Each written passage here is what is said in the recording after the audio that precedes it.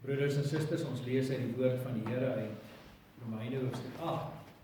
Ek stem saam met die predikant wat gesê het, dit is absolute vreugde en voorreg as 'n predikant vir 'n gemeente kan sê, kom ons lees uit Romeine 8.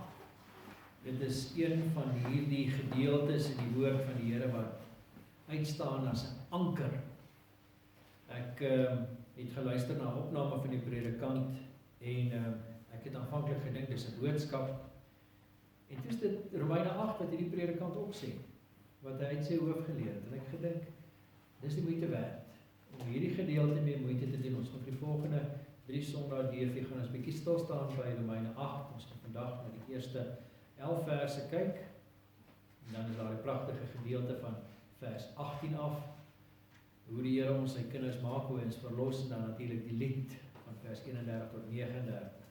Kosbare gedeelte in die woord van die Here, en dis goed dat ons 'n bietjie daarby kan stil staan. Vandag lees ons die eerste gedeelte van vers 1 af. Die opskrif van Romeine 8 is die nuwe lewe onder die genade, die gees van heiligheid en aanneming as kinders.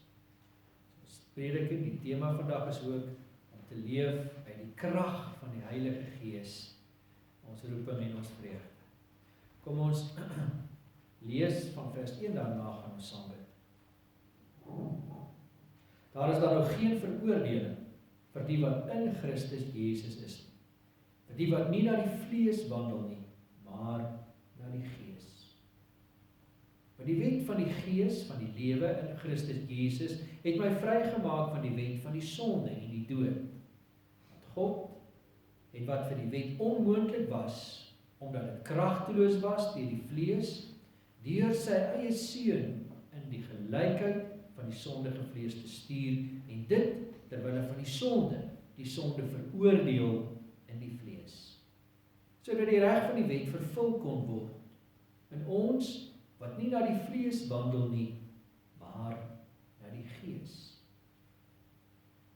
Die wat vleeslik is, bedink vleeslike dinge, maar die Gees, die wat geestelik is, geestelike dinge. Wat die vlees bedink is die dood, maar wat die Gees bedink is lewe en vrede. Omdat wat die vlees bedink vyandskap is teen God. Want dit onderwerp hom nie aan die wet van God nie, want dit kan ook. En die wat in die vlees is, kan God nie behaag nie. Julle is egter nie in die vlees nie, maar in die Gees. Naamlik die Gees van God in julle woon. Maar as iemand die Gees van Christus nie het nie, die behoort nie aan hom. Maar as Christus in julle is, dan is die liggaam dood vanweë die sonde, maar die Gees is lewe vanweë die geregtigheid. En as die Gees van hom wat Jesus uit die dode opgewek het, in julle woon, dan sal hy wat Christus uit die dode opgewek het, ook julle sterflike liggame lewend maak deur sy Gees wat in julle woon. Daarom dan, broeders, is ons skuldenaars nie na die vlees om na die vlees te lewe nie. Want as julle na die vlees lewe, sal julle sterwe. Maar as julle deur die Gees die werke van die liggaam doodmaak, sal julle lewe. Net tot sover ons skriflesing, mag die Here verheerlik word, die verkondiging van sy woord, kom ons bid saam. Ons Vader wat in die hemel is, ons dank U vir die voorreg dat ons U kan aanbid. Ons dank U dat U ons gespaarde lewens gegee het. Dankie vir 'n nuwe dag. Dankie vir nuwe krag. Dat ons 'n nagrus kon deurgaan en ons kragte kon herstel, en dat ons vandag opnuut met vreugde en met nuwe lewenskrag U kan aanroep en U die eer, die lof kan toebring wat U toekom. Ons dank U, Here, dat U vanuit die woord vir ons toerus, vir ons die krag gee, en deur die Heilige Gees die insig gee om U wil te doen, en nie die wêreld nie net maar te bestaan nie, maar doelgerigte lewe, sodat ons ook hierdie boodskap van hoop kan uitdra. Here, ons dink in voorbidding aan hulle wie se krag te min is. Ons dink aan hulle wat beproewing beleef, hulle wat siek is, ons dink aan hulle wat positief gediagnoseer is met die virus, en ons vra dat U in hierdie tyd hulle sal bystaan en hulle hulle sal genees. Dan kan hulle hemelse Vader wat bekommerd is, vir wie hierdie bekommernis 'n swaar las is, vir wie dit oorweldigend voel. Ons dink aan hulle, Here, en ons vra dat U in die besonder U ontferm oor elkeen van die kinders. Dis lief ook in 'n tyd waar ons op die nuus sien hoe die geweld toeneem in ons land, die plaasaanvalle, en ons vra dat U ook in daardie opsig oor ons ontferm, dat U ontferm in die besonder oor die slagoffers van hierdie sinnelose geweld, misdaad, dat U hulle help, dat hulle van hulle wonde genees na liggaam, maar meer as dit, dat hulle ook na gees krag van U ontvang en 'n perspektief kan lewe. Ons bid vir hulle wat hartseer is oor die dood van geliefdes, wat ook slagoffers was, en ons vra dat U ook hulle bystaan met hierdie bitterpil.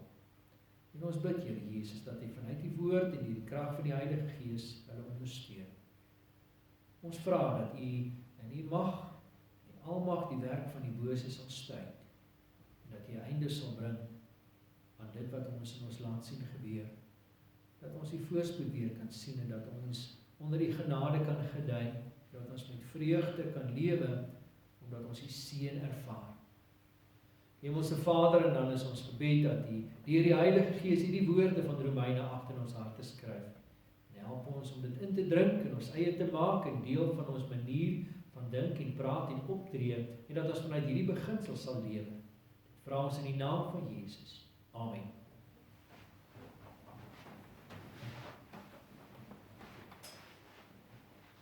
Daar is dan nou geen veroordeling vir die wat in Christus Jesus is nie.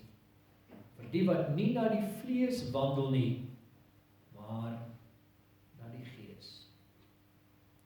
Geliefdes in ons Here Jesus Christus, kosbare woorde van Romeine 8, tog woorde wat die moeite werd is om te bestudeer. Ons besef, as ons hierdie woorde begin bestudeer, dit is so ryk en diep dat ons dit omtrent nooit sal kan uitput in ons leeftyd nie. Ek dink aan die boeke wat iemand soos Martin Lloyd-Jones geskryf het, dik boeke, net oor Romeine 8. En hoe hy wat hom verdiep het in hierdie gedeeltes, soveel vreugde daarin gevind het, om die rykdom van dit wat die Here vir ons hier gee, te oordink en die toepassing daarvan op ons eie lewens. Om in die krag van die Heilige Gees te lewe. Ek dink dit is iets wat ons elkeen graag wil hê, graag wil beleef, veral wanneer ons krag te min is, en wanneer ons behoefte daaraan het, dat die Here vir ons ondersteun in ons lewens. Maar wat 'n mens opval van hierdie gedeelte is, dat dit 'n gedeelte is wat vir ons onderskeid maak elke keer tussen twee uiterstes. Hier word byvoorbeeld gepraat in vers 2 van die wet van die Gees, wat ons vrymaak van die wet van die sonde en die dood. Dat 'n mens oordink, maar wat kan dit tog beteken? Dat hier is hier twee wette, wat teenoor mekaar staan. Een geleerde het dit so verduidelik. Ek het dorp toe gery het, was daar bordjies langs die pad gewees met syfers op, wat sê, dit is die spoedgrens. As ek na my spoedmeter kyk, dan kan ek sien of ek binne daardie spoedgrens val, en of ek die spoedgrens oortree. Daardie bordjie is 'n waarskuwing vir my wat daar verbyry. Maar daardie bordjie kan nie die spoed van my voertuig verminder as ek te vinnig ry nie. Dit is ook nie die doel van daardie bordjie, maar dit bly 'n waarskuwing. En iets daarvan is waar van die wet van die Here. Dit is 'n waarskuwing. Die wet van die Here kan jou nie God se kind maak nie, kan nie jou lewe regmaak nie, kan jou nie gesond maak nie, kan nie jou sonde vergewe nie, maar die wet waarsku ons. Hierdie wet is baie ernstig, want die Here eis dat elke mens volgens God se wet sal lewe. As ons nie in hierdie wet voldoen nie, dan is uiteindelik veroordeling 'n realiteit. Vers 1 van hoofstuk 8 sê, daar is dan nou geen veroordeling vir die wat in Christus Jesus is nie. So die implikasie is, vir die wat nie in Jesus is nie, is daar wel veroordeling. Dit is ook 'n realiteit. Dit is iets wat ons ook moet besef.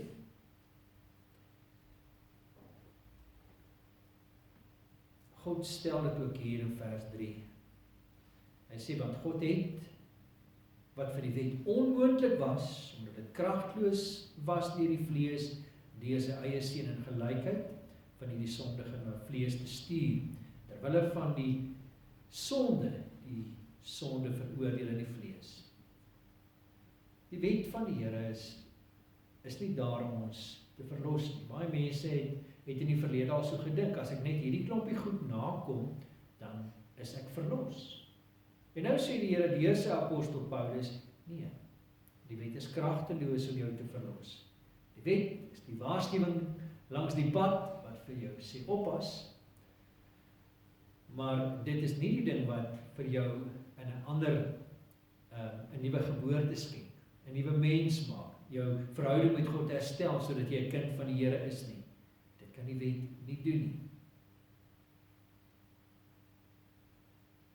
Uiteindelik staan daar in vers 4, die reg van die wet, sodat die reg van die wet vervul kan word, in ons wat nie na die vlees wandel nie, maar na die gees. Bybel leer ons dat die enigste mens wat werklik volgens die wet van die Here kom lewe, is Jesus Christus.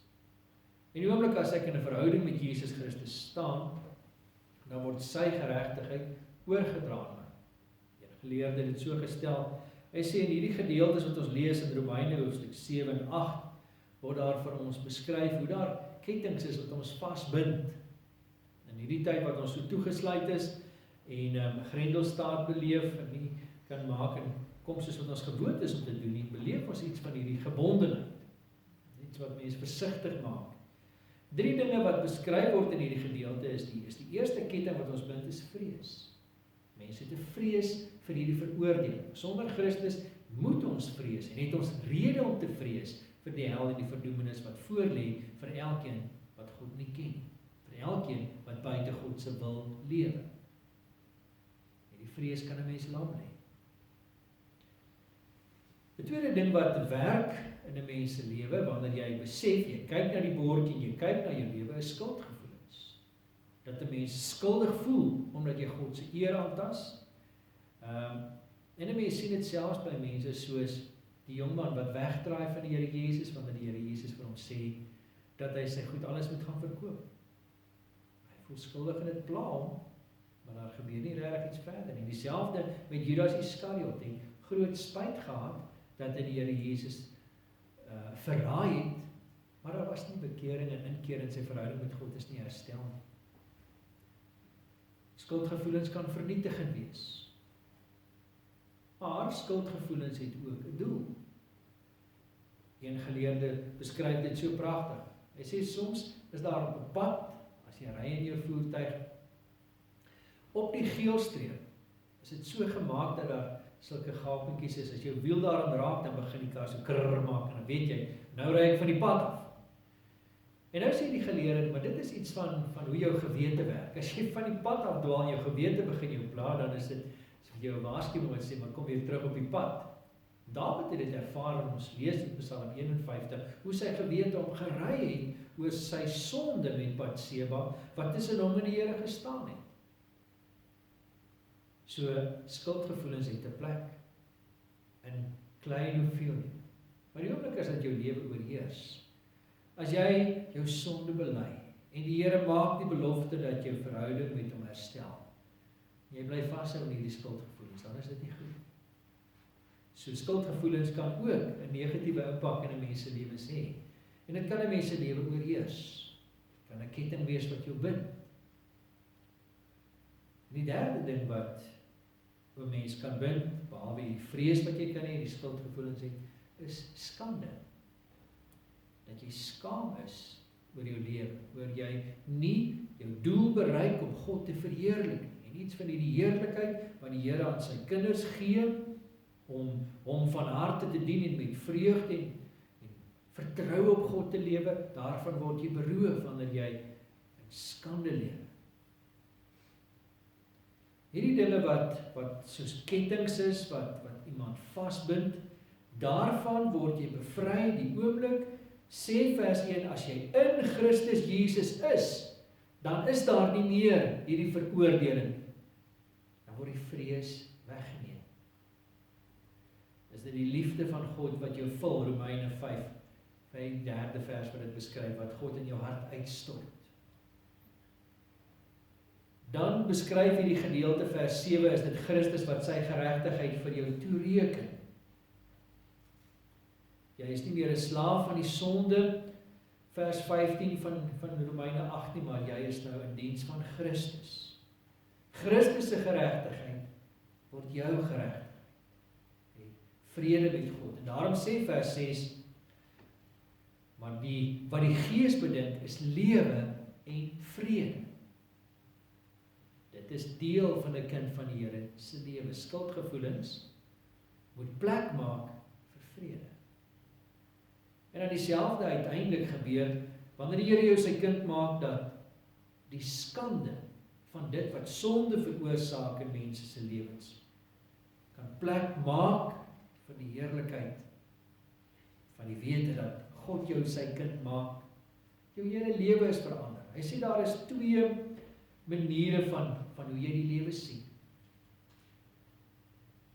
As jy nie 'n kind van die Here is nie, dan moet jy werklik weet dat die Bybel, die wet van die Here, die jou waarskuwing is wat veroordelend is. Dit is reg.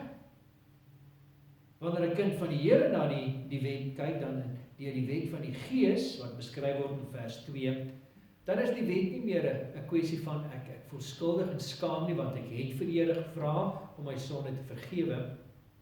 Nou is ek deur die wet van die Gees, is dieselfde wet vir my die norm vir my lewe, iets wat ek graag in my lewe wil doen.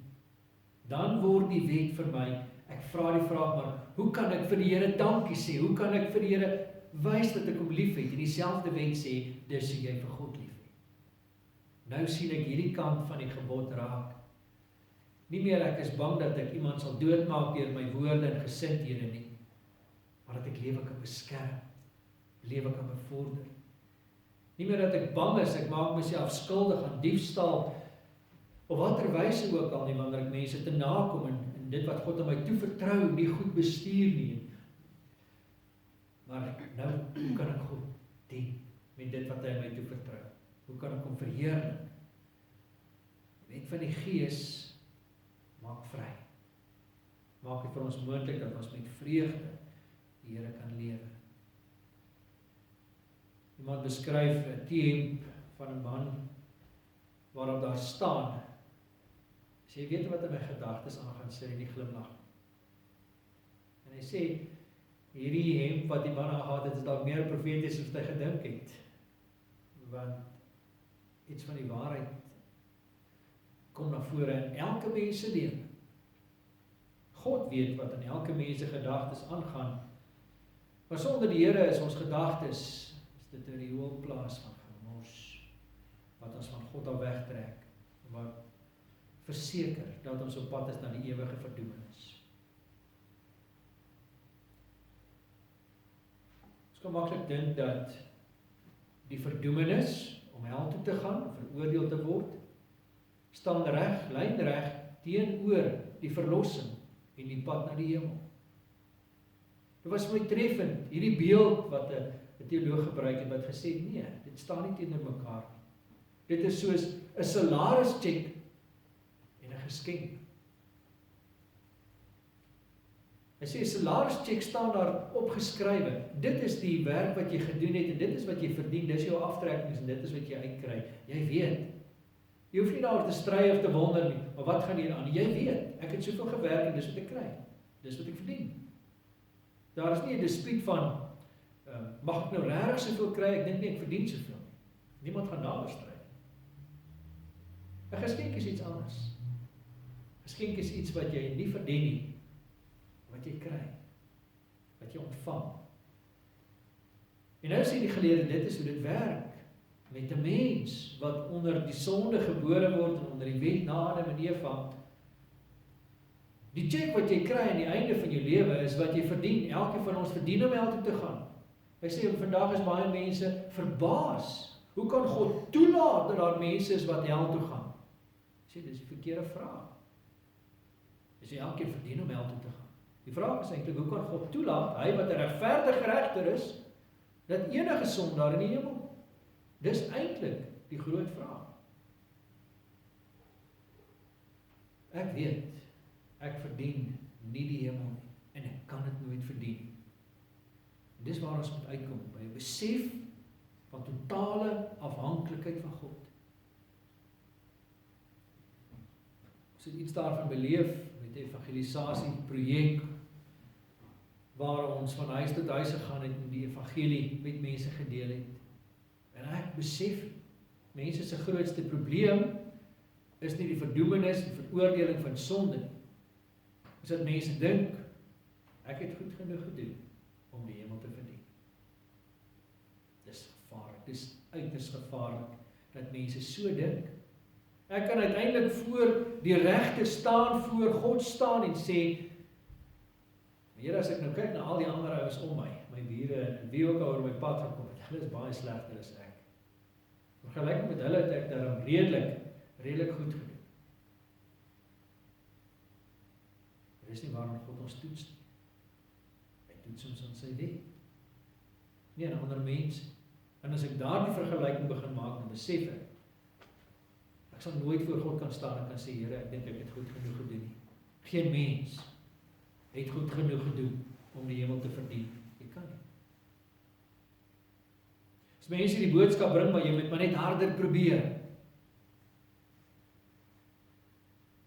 As hierdie probeerslag jou bewus maak daarvan dat jy nie kan nie, dan is dit goed. We sien dit in die Here Jesus se tyd en in die feit dat daar baie fariseërs is wat hulle self beskou het as mense wat 'n stukkie hemel verdien. Hulle is so vroom dat die Here eintlik die hemel skuld.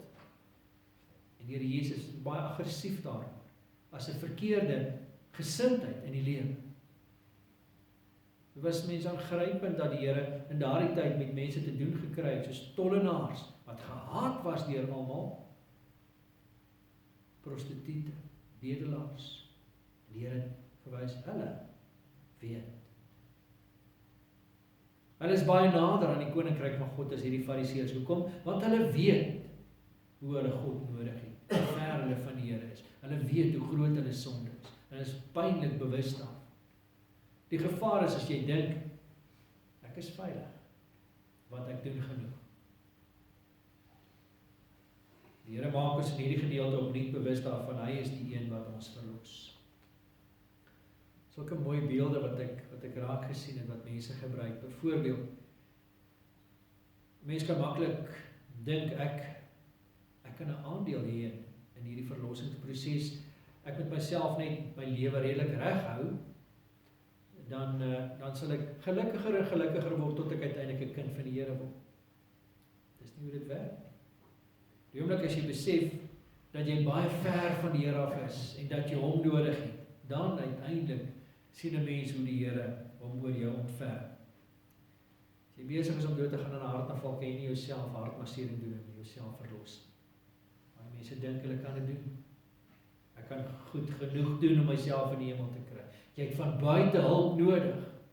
Selfs die oproep wat jy maak na die nooddienste, dis nie die ding wat jou verlos nie. Ek het die oproep gemaak, ek het die gebed gedoen, ek is nou verlos. Dis die werk van God. Dis daardie noodhelper wat die hartmassering doen, wat vir jou die suurstof gee, die behandeling gee, dat jy weer kan lewe. Dis God wat jou sy kind maak. Ja, die gebed is belangrik, die oproep is belangrik, maar dis nie die ding wat jou verlos nie. Die wet van die Here is belangrik, maar die wet verlos jou. Hierdie gedeelte hoor ons hoe die Here praat oor sy gees wat in ons woon. Vers 9 staan daar, as naamlik die gees van God in julle woon. En dan praat hy in vers 11 daarvan, en as die gees van hom wat Jesus uit die dode opgewek het, in julle woon, sal hy wat Christus uit die dode opgewek het, ook julle sterflike liggame lewend maak, deur sy gees wat in julle woon. Hierdie gedeelte hoor ons hoe die Here ons sy kinders maak en in ons harte kom woon, en dan verander alles. Iemand het hierdie beeld gebruik, as jy ter dood veroordeel is, en jy weet, ek het kriminele dade gepleeg, ek verdien nie die dood. Jy tel daardie slaapies af tot die dag van jou vonnis. Hierdie dag nie, gaan ek tereggestel word. Iemand het op 'n stadium daaroor geskryf en gesê dit help jou brein baie om te fokus. Al die ander goed wat jy gedink het belangrik is nie so belangrik nie, want al jou gedagtes is gefokus op hierdie een ding. Ek gaan tereggestel. En jy weet dit is op pad. Later tel jy die ure af. Later minute. En as jy op pad is na daardie plek waar jy tereggestel gaan word. En dan kom die nuus, die regter of die president, hoe wie ook al, het hierdie brief gegee dat jy nie meer tereggestel gaan word. Dis goeie nuus. As jy vir iemand op straat daardie nuus gaan gee wat geen sorge het, en jy sê vir hom, jy gaan nie tereggestel word nie, jy lewe, sal die persoon dink, maar wat het dit nou met my regtig te doen? Iets daarvan is waar. Het die boodskap wat die Here Jesus bring van die evangelie, die fariseërs gedink, ek het dit nie nodig nie. Ek is iemand wat tog reg lewe. Kyk hoe sleg is daardie fariseër, hoe sleg is daardie tollenaar, daardie slegte vrou. Hulle is die ouens wat help. Ek het dit nie regtig nodig. En daarom sê die Here Jesus, dat die wat hierdie boodskap hoor, is mense wat opnuut besef, duidelik besef, ek het God nodig. Dit is die plek waarheen ek moet kom, waar ons besef, hierdie veroordeling is 'n realiteit. Dit is 'n realiteit in my lewe. Die oomblik as God nie in my lewe is nie, as ek nie 'n kind van die Here is nie, as hy nie deur sy Heilige Gees in my lewe, in my liggaam woon nie. As jy besef wat die konsekwensies kan wees van jou lewe en jou dade, dan sal jy anders dink oor die verlossingsboodskap. As jy vir mense hierdie boodskap bring, daar is dan nog geen veroordeling nie, en dis waar dit stop, dan dink jy, ek wat nog steeds hierdie vrees eintlik gehad het oor veroordeling, ek wat nog hierdie skuldgevoelens gehad het en hierdie skande gehad het, as jy sê daar is geen veroordeling nie, dan sal ek nog my dieper rol in die modder van die sonde. Ek sal voortgaan met groot vrymoedigheid om sonde te doen. Daar is geen vrees vir straf, maar die oomblik as ek besef, daar is veroordeling, en ek besef waarvan ek verlos word, die ewige verdoemenis, dan kry hierdie boodskap betekenis wat sê, in Christus, dit is die sleutel.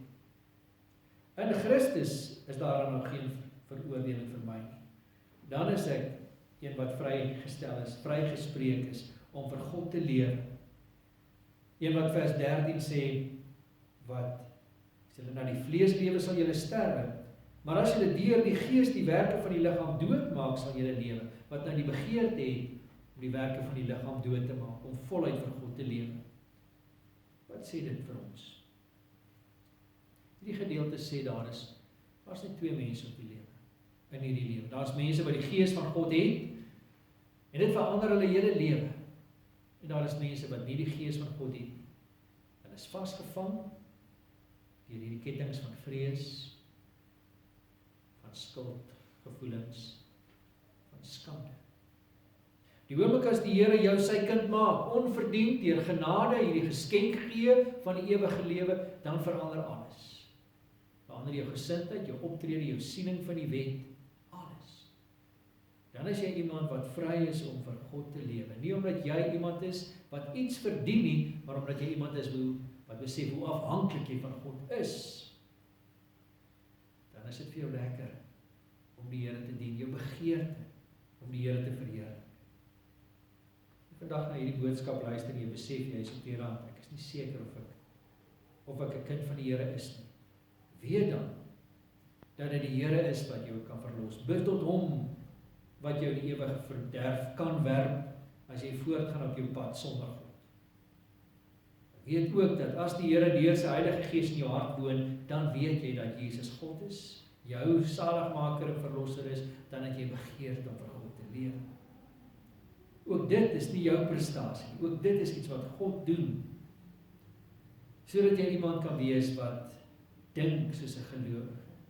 Jou gedagtes hierdie lewe en vrede wat vers 6 beskryf. Uitleef, dis vir jou belangrik. dit is vir jou kosbaar, dat God 'n deel van jou bestaan maak. Dan uiteindelik is jy iemand wat weet, is waar. Vir my is daar geen veroordeling nie, net omdat Jesus reeds betaal het. Ek het vrede, 'n vrede met God, wat alle verstand te bowe gaan, wat ek nie verdien nie. Ek het nie skuldgevoelens nie. Christus neem dit weg, en hy gee vir my die wete, dat ek vergewe is, en God se liefde in my lewe is. En hierdie skande het Jesus aan die kruis op hom geneem, sodat ek kan uitsien na die heerlikheid wat wag, wanneer ek hom van aangesig tot aangesig sien. As jy besef, maar dit is waar in my lewe, ek is 'n kind van die Here. Dan is dit goed dat ons hierdie evangelie boodskap hoor, sodat ons dit kan oordra aan hulle wat in hierdie wêreld min krag, min hoop het. Dat ons die boodskap van hoop verder kan dra. Amen. Kom ons vra die Here om ons daarmee te help. Dankie Here dat U verlossingswerk doen in die lewens van sondaarmense soos ons. Ons leef in 'n tyd waar mense frons as jy praat van die hel en die verdoemenis, asof dit geen bestaansreg het. En ons besef ook hierdie groot realiteit, dat die aakligheid en die realiteit van sonde maak, dat ook die hel en die verdoemenis vir meeste mense die salarischeck is wat hulle verdien, wat elkeen van ons verdien. Die uitsondering, Here, dat U ons, U kinders maak, deur die Heilige Gees, absolute wonderwerk. Dankie dat U ten spyte van onsself daardie wonderwerk doen, sodat ons nie meer in skande hoef te leef, oorheers deur skuldgevoelens hoef te leef nie, maar vry is om U van harte te dien, met vreugde te dien, met blydskap hierdie boodskap te deel, dat God volkome verlos. Help ons, Here, dat ons deur die Heilige Gees hierdie woorde van Romeine 8 nie net sal oordink nie, maar dat dit deel van ons Christelike modering, ons denkraamwerk, ons hartsgesindhede sal wees. Ons vra dit in Jesus naam. Amen.